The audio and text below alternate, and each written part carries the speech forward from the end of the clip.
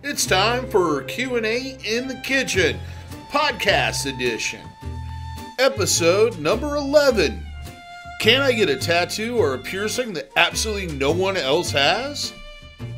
Brought to you in part by Skin Kitchen Tattoo, the Axiom Body Piercing Studio, and Death Before Decaf. It's a show where tattoo artists and body piercers and those in the body art industry sit down and answer one question to the point where they beat it to death. So let's join the conversation now between Jack, Wesley, and DaVo. Can I get a tattoo or a piercing that no one on the planet has? Yeah. That's a tough question. Yeah, you can. But if you show it to someone, then you're not going to be the only one with it as soon as someone sees it and likes it. Yeah. So I think putting a lot or more of the effort into, oh, I've got to be different and unique. Well, it's not financially wise for me to say this, but if you want to be fucking different, don't get a tattoo. At all. That's like they are the weird person in the room now. At least in my circles, of course, it probably happens a lot more than yours. But, almost everybody's got at least one or knows someone within an arm's reach that's got one. So, to me, that's never been a huge concern because to me, I didn't get tattoos so I could be different. I got them because I loved wearing them. So if you're getting a tattoo and your main thing is to have something that you can show, people are going to go, oh my God, I've never seen that before.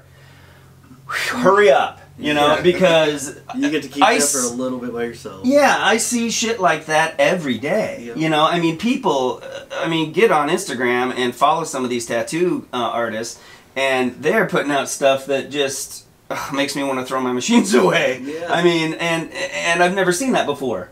But as soon as someone sees it, you'll see another one. Mm-hmm. So, if you're more leaning towards getting tattooed to be a different and be individual, you're going to probably be let down. Because tattoos are just everywhere now, and you can't really shock anybody unless they're very closed off from society with a tattoo. Definitely don't put that kind of pressure on your piercer or your tattoo artist, because they'll never come up with anything. Yeah, and if it is, that's why you see, a tattoo of a toilet with a piece of cheese sitting behind it. It's like, why? Oh, because nobody else has it. Okay, well, that's scratched your itch, okay. Why do you have a dog taking a dump on your forearm? Yeah, so, for me, I've never worried about that. I get whatever I like. I don't have a Tasmanian devil, but if I wanted one, that wouldn't bother me that everybody had one. Yep. Because I'm not concerned with what everybody likes. I'm getting what I like. It just so happens that a lot of other people like it or have it. Darn, I guess, but that doesn't mean that I don't like it. Yep. So, but for some people on the other side of that coin, that makes people not like stuff if it's popular. So they don't want to have that thing that everybody has because then they just look like everybody else. But to me, I'm not trying to look like anyone else. If I happen to end up looking like someone, oh shit, you like the same stuff I do, neat. But I'm not looking to be different, or I'm not looking to be like anyone else. I'm just getting what I like. So I don't really concern myself. I can't really speak for piercings, but I would say probably the closest you're going to get as far as a tattoo is just asking that specific artist if he's got original pieces. Yeah. And that's about the closest you can get to original ideas, is seeing what that particular artist has lying around that he's drawn up, or he or she, I should say, that they've drawn up and wants to tattoo but has not yet tattooed. And that's about closest you're really going to get to something like that. Again, I can't really speak for piercings. I imagine they've pretty much all be done, but there's always a piercing you want to do that's a little bit more unique than some of the That's a really good point. Asking the artist, if they've got something they've drawn up. So on that side of the coin, most of the tattoos, at least that I do or that come out of this shop, are unique. Yeah. It might be a deer or it might be a landscape or something, but that's different. Yep, that's fairly true. So if you're thinking concept-wise, something nobody's done, like, I don't know. Because that is big. There's been people that put implants under the skin to embellish their tattoos. There's glow in the dark stuff. There's people that are tattooing themselves full black now. They're doing geometric patterns that start on their feet and go to the top of their head. Jesus. If you're looking in that regard, it still falls back into the same thing. Yep. You're going to be the first, but you're not going to be the only one. Yep. And you're not going to be the last. So is it worth all that energy? Yep. You know, But the custom pieces, that's the easier part. Yeah. Whoa, why'd you do that? Oh, so I could be different. But everybody has that. Yeah, but I was the first. Yeah, okay. Yeah, I don't know how you're gonna win. Yeah, by getting something solely because it's nobody else has it, right? Well, you know, I don't know. I can see maybe how it bothers some people, but I think maybe they're getting the tattoo for a different reason than I get tattoos. So it's, you know, not that and there's a lot of different motivations. Right. And there's nothing wrong with any of them. Right, exactly. Yeah. You know, it's basically, in essence, you're changing yourself, the way you perceive yourself to the outside world. Yeah. Anybody can do it any way they want to, within the law, of course. You know, right. If you're in a place where you can't go around pantless, then I don't suggest it. Right. But, you know, if that's your thing, there are places for you to go to do that. You have the right to change how the rest of the world perceives you visually, and that's a big part of body art in general. That's what we're kind of going for. We're molding and shaping ourselves into a picture that we like. Yeah, and so like you said, there's no right and wrong. Yeah. You know, there's no right or really wrong motivation. It's a very individual thing, and I think some people maybe let outward influences either push them towards or away from certain things, where my advice would be, who gives a fuck what everybody else thinks? This is one of the most personal things you can do for and to yourself that's going to last until the day you die. Get something you love. So, yeah, you know, you're going to be around you way more than anybody else. Yeah. So someone going, oh, I don't know about that, who gives a fuck what they think? You know, I mean, everybody's got their own, you know, values and everything. But, you know, when it's something as personal as something that you're going to embed into your skin for the rest of your life, I just would value everyone else's opinion a little bit lower than my own and just get what you want and what you like, regardless if, you know, anybody else likes it or has it or anything. And before I go on with piercing and throw in a couple of my $20 worth, that's what I've assumed my opinion is anymore. $20? Yeah, I'm almost 50, so it's got to go up in value. This is brought to you in part by Death Before Decaf. They help support us and they supply the coffee, and we drink the coffee. Because it's super good. And if you like, they are locally owned and operated, and I think they do local roasting too. And they can grind it for you if you don't feel comfortable doing that. And it tastes really good. It's delicious. I have to have at least 2 cups a day, or I don't. Function. Yeah. Function. Yeah. Yeah, that's a good word for it. See, we've been together so long we finish each other's sentences. That's cute.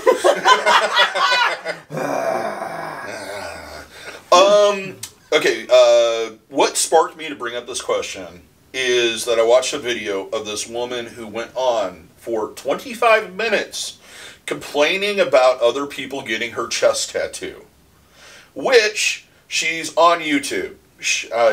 I'm not going to glorify her by giving her any more hits. She is a fashion model. She is a, I don't know, Z-list celebrity. And she went around and trolled all these other women that had the same chest piece or anything similar or were in the process of getting it done to change it so it wasn't just like mine. Here's the thing I always say to people when they're asking about, I want a unique piercing that no one else has. Your anatomy is completely different than everybody else's. I am only going to do that one piercing, or in you guys' case, that one tattoo on you. It is a one-of-a-kind situation. No one else has the exact same thing. The shape of your face, the shape of your ears, the shape of your body, your torso, your genitals, whatever is going to dictate where that piercing is at. And no one else on the planet is going to have exactly that same thing. For the same reason that I have clients call up, they come in a group and they all get their navel done or something. And then they start calling me back going, well, mine isn't like Jen's or mine isn't like Fred's. Well, your anatomy is not like Jen's or Fred's. Yours is unique to you. You get to live with that. That's part of you. And I think that people get caught up in this, I've got to have an original idea, and it's not important. It needs to express what you feel more than anything else, because otherwise you go down that long hallway of bad ideas to get to something that is totally ridiculous. Right. Yeah, people get very personally attached to their tattoos. And I think the fewer you have, the more emotionally attached you are to them. Yeah. You know? And if you don't want somebody... Oh, just go ahead. Yeah, and so this woman with this chest piece, well, what the fuck do you think is going to happen? You have everybody with thumbs looking at a screen, looking at that tattoo. Don't you think a handful of those are going to go, man, that sure is cool, I want that too, and go to their tattoo artist and get it on them? Yeah. So like I said, you know, in another segment we were doing, you know, if you, or was it the beginning of this one? It's coffee. We are on number 11, so, you know, they kind of blend together after a while. Right. If you want to be the only one, don't fucking show it to anybody. Yeah. And your job is to show your body to everybody. Yeah. So, what did you think? You know, that's just someone, in my mind, just being completely outrageous. You know, people can...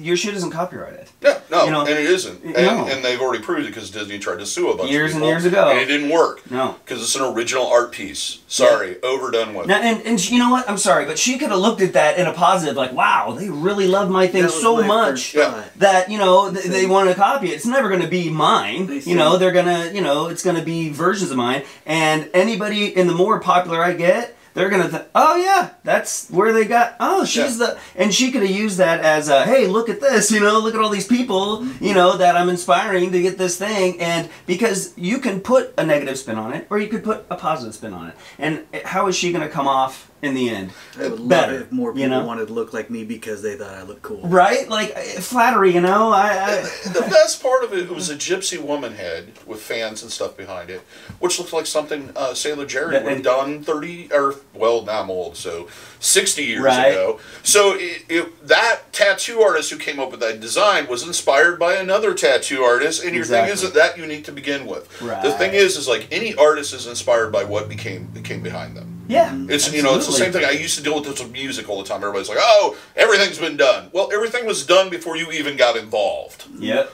It has been done. Everybody is looking backwards and creating something new.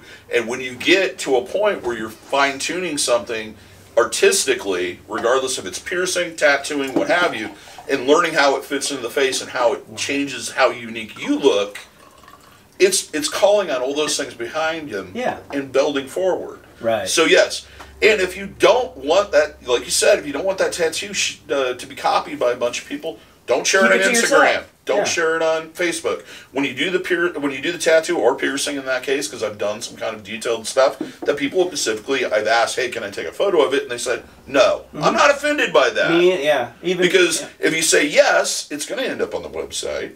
It's going to end up in probably my Facebook feeds at some point.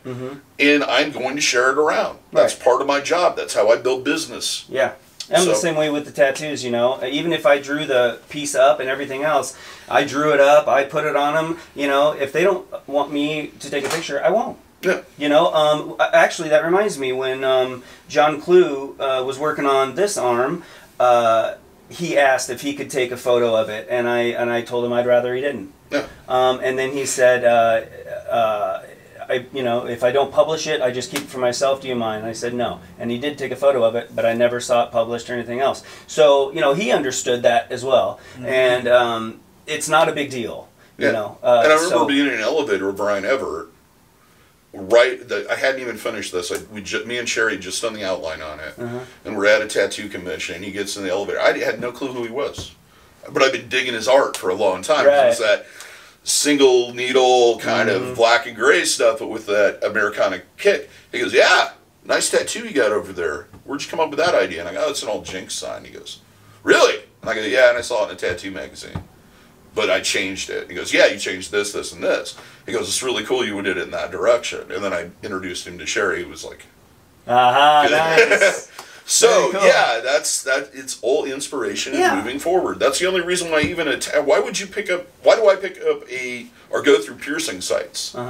It's not because I need to refresh myself. It's to find new things that inspire me to do slightly different things or different techniques or different angles. The same thing with tattoos. You go through other tattooist stuff, tattoo artist stuff, tattooist, it's always a weird word, to find something that inspires you to do more. And inspiration can come from lots of different directions. Yeah. You know, me, sometimes it comes from the medical field. Sometimes it comes to me geeking out on anatomy or watching surgical procedures. You know, and it's just the way life is. Mm-hmm. Inspiration comes from all kinds of different directions. Yeah, and you can look at it as, you know, in every community, art community, if you're looking at your fellow artist's work and you see something in their work that you're like, whoa, that is really cool. That is a really neat technique. And you utilize that or try to use that in your tattoo or whatever. Is that wrong? Are you biting off that artist? Or are you being inspired and taking that idea and maybe taking it even further, or at least exploring it, and maybe that technique doesn't work for you, but it leads you to something else. Now, should that original artist that did that technique be upset at another artist? Absolutely not. In fact, they might be able to steal a few things from them. Right, yeah, well, it's like, oh, you did it this way, I never thought of it that way. It's more of a hide, you know, and it's the same in tattoos. And now that, you know, that you can do a tattoo and someone in China can see it 10 seconds later, you know, and we love to show our stuff because that's what, you know, gets clients in and everything else, plus it's the fruit of our labor. All of these tattooers are looking at all of our tattoos. And when you see a tattooer that does something awesome or uses a technique or a certain way and that inspires you, if I was that person, I'd be like, fucking awesome. Yeah. You know, I've seen it on Instagram just in Iowa, just in Des Moines. I've posted pictures that have I'm not going to be too specific. But, you know, that might have something in it done a certain way. And then, you know, maybe a couple weeks or a month down the road, I'll see something very similar or that same kind of technique or style done, you know, in a similar way here in town. Awesome! That means they're looking at my stuff, and not only are they looking at it, they're liking it. Mm-hmm. That is that's awesome. You know, to me, it increases the whole level of the industry. Well, right, and even if nobody else, you know, saw the tattoo that, you know, that I did or knows anything about, I know, and he knows. Mm-hmm. That's all that's really, you know. Yeah. And I can see, oh, wow, yeah, he did that technique pretty close to mine, but he did this. That's pretty fucking cool. Just like I was going back to, you know, we need to look at it as that. I mean, because unless you're going to draw all these beautiful pieces of artwork and throw them in a black closet, why are you doing it? Like so you can show it to people. So you can, you know, there was one famous artist from the 50s that he was he was going to be bigger than Pollock. He was going to be the hugest modern artist. Refused to sell any paintings and destroyed every one of them. Yeah. So you're relying on the memory of people of what that looked like, and that's not inspirational in any way, shape, or form because memory is clouded. Right. It might be inspirational for that one person, I guess, you know, to try to recreate something from their memory. But, I just think people should get over it and realize that, you know, if they enjoy looking at something, chances are there's going to be another person out there that enjoys it too. Art, like food, alcohol, and conversation should be shared. Mm-hmm. That's the bottom line. Yep. And the same thing with tattoos and piercings. Yep. You have been listening to Q&A in the Kitchen, recorded live at the Skin Kitchen Tattoo, located in Des Moines, Iowa. Those on the panel were DaVo from the Axiom Body Piercing Studio, Jack Lowe from Skin Kitchen Tattoo, and Westley Dickerson from the Skin Kitchen. If you'd like to see further episodes, please stay tuned. We'll be posting more in the future, and do subscribe. If you would like to watch the video version of this, go over to our YouTube channel. We post these every other Sundays. You can subscribe there and not miss one episode. So until next time, have a good day and happy piercing and tattooing. And if you're in the Des Moines area, we all hope to see you for your tattooing and piercing needs in the future.